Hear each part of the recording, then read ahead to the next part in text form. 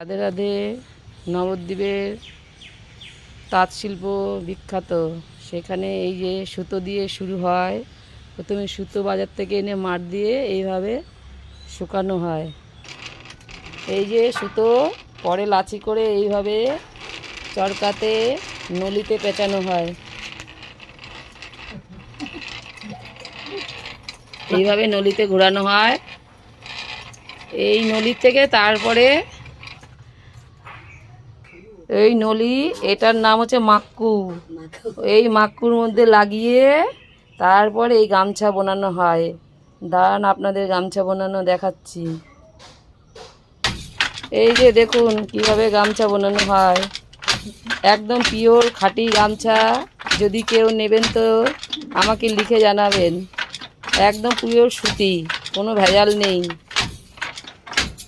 সমস্ত যারা বানায় তারা সেই মজুরিটা পায় না, কিন্তু বড় বড় দোকানে এই গামছায় পালিশ করে এত দামে বিক্রি করবে। এইখানে আপনি 100 টাকায় পেয়ে যাবেন সুতির গামছা। একদম পিওর সুতি, এখানে কোনো মিক্সড নেই। কিন্তু আমরা ট্রেনে বাসে যেগুলো পাই সেগুলো সব মিক্সড। দেখুন কিভাবে বানানো হয়।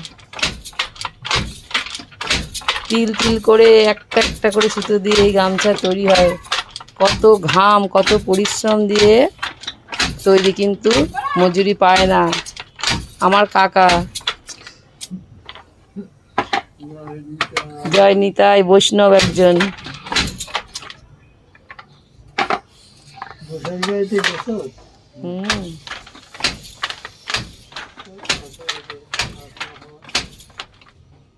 রাধে রাধে, জয় নিতাই, জয় গুরু।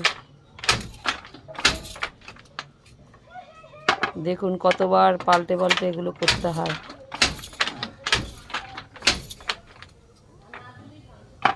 রাধে রাধে।